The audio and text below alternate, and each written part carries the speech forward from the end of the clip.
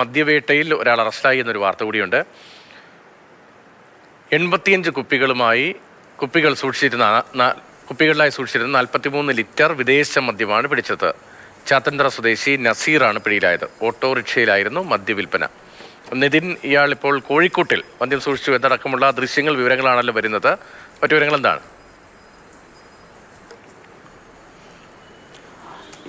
ഇയാൾ മദ്യം സൂക്ഷിച്ചിരുന്നത് കോഴിക്കോട്ടിലാണ്. കോഴിക്കോട്ടിൽ നിന്നാണ് 86 കുപ്പി വിദേശ മദ്യം, അതായത് ഏകദേശം 43 ലിറ്റർ വിദേശ മദ്യം പിടികൂടിയിരിക്കുന്നത്. കൊല്ലമുള ചാത്തൻതറ സ്വദേശി നസീറാണ് പിടിയിലായത്.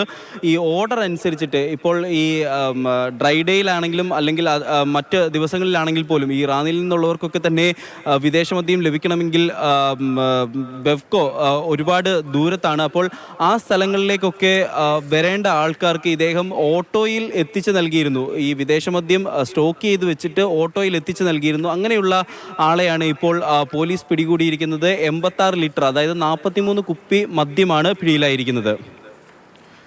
ചാത്തൻതറ സ്വദേശി നസീറാണ് അറസ്റ്റിലായിരിക്കുന്നത്. ഓട്ടോറിക്ഷയിലായിരുന്നു മദ്യവിൽപ്പന എന്നടക്കമുള്ള വിവരങ്ങളാണ് പുറത്തുവരുന്നത്. നിതിൻ തോമസാണ് ആ വിവരവും നൽകിയത്.